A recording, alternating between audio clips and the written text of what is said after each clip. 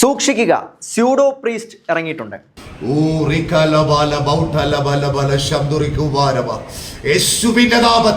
അറിഞ്ഞോ? അടൂരിൽ വൈദിക വേഷധാരി പോലീസ് പിടിയിൽ.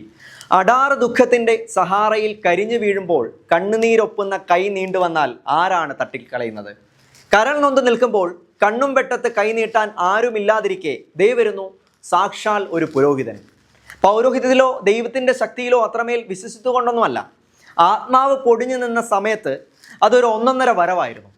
കരളലിയിക്കുന്ന നോട്ടത്തോടെ കൈ നെഞ്ചത്ത് വെച്ചുള്ള അത്യുഗ്രൻ പ്രാർത്ഥന, മാജികകാരനെ തോൽപ്പിക്കുന്ന ആത്മവിശ്വാസത്തോടെ നെഞ്ചു വിരിച്ചുള്ള പ്രവചനം, മനസ്സുകളെ കീഴടക്കുന്ന മറുഭാഷാ പ്രാർത്ഥന, മരവിച്ച മനസ്സുകളെ തുയിലുണർത്തുന്ന മഹാപ്രബോധനങ്ങൾ, രീതി, താടി, നിൽപ്പ്, നോട്ടം എല്ലാം പുരോഹിതൻ്റേത് തന്നെ. ഒടുവിൽ ആശ്വാസം കിട്ടുന്ന ഭക്തൻ നൽകുന്ന കാണിക്കുകയും സ്വീകരിച്ച് കൈകൂപ്പി പുരോഹിതൻ യാത്രയാകുന്നു. കാണിക്കയ്ക്കും അപ്പുറം കൈനീട്ടി മാല പറിച്ചുവെന്ന് അടൂരുകാർ. ഈ പുരോഹിതന്റെ ഇടപെടലുകളിൽ കല്ലുകടി തോന്നിയ കുരുട്ടു ബുദ്ധികളിൽ ആരോ പോലീസിന് പരാതി കൊടുത്തു. അങ്ങനെ വന്യ പുരോഹിതൻ പോലീസ് പിടിയിലായി. പോലീസ് പിടിയിലും പ്രവചനവും പ്രാർത്ഥനയും വിസ്മയിപ്പിക്കുന്നതായിരുന്നു. ഞങ്ങൾ ആളുടെ പേര് പറയുന്നില്ല, അത് വെളിപ്പെടുത്തുന്നില്ല. അടൂരിൽ അനേകരെ കബളിപ്പിച്ച ആ വ്യാജ പുരോഹിതൻ പിടിയിലായി. പോലീസിന്റെ നിർബന്ധത്തിൽ വീടുകളിൽ ചൊല്ലിയ ആ പ്രാർത്ഥന പോലീസ് നിർബന്ധിച്ചപ്പോൾ മടി കൂടാതെ അദ്ദേഹം പോലീസ് സ്റ്റേഷനിലും തുടർന്നു. നിങ്ങളൊന്ന് കണ്ടു നോക്കൂ. പ്രാർത്ഥിച്ച ആ സാധനം ഒന്ന് കാണിച്ചു, ശരിക്കും കാണിച്ചു. കൊള്ളാം കേട്ടോ. ഇപ്പോൾ യേശുവിൻ്റെ നാമത്തിലുള്ള പ്രവർത്തനമല്ലേ?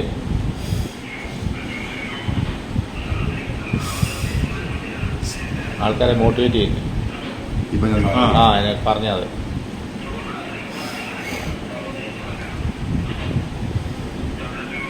യേശുവിന്റെ നാമത്തിൽ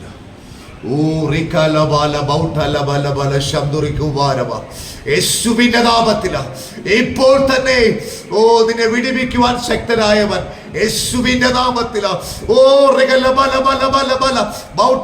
യേശുവിന്റെ അധികാരമുള്ള നാമത്തിൽ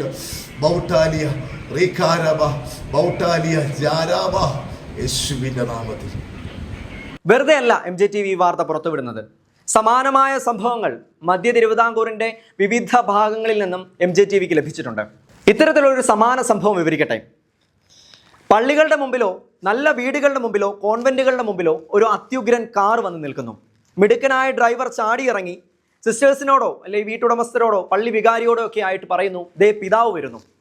നോക്കുമ്പോൾ കാറിൻ്റെ ഡോർ തുറന്ന് തൊപ്പി ധരിച്ച് മാല ധരിച്ച് പിതാവിൻ്റെ വേഷത്തിൽ, ബിഷപ്പുമാരുടെ വേഷത്തിൽ ഒരു വ്യക്തി വരുന്നു.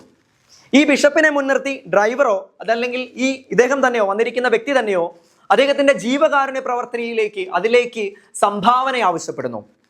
പള്ളികളിൽ നിന്ന് പോലും, വീടുകളിൽ നിന്നും പള്ളികളിൽ നിന്നും കോൺവെന്റുകളിൽ നിന്ന് പോലും ആയിരങ്ങൾ സംഭാവനയായി നൽകപ്പെടുന്നു.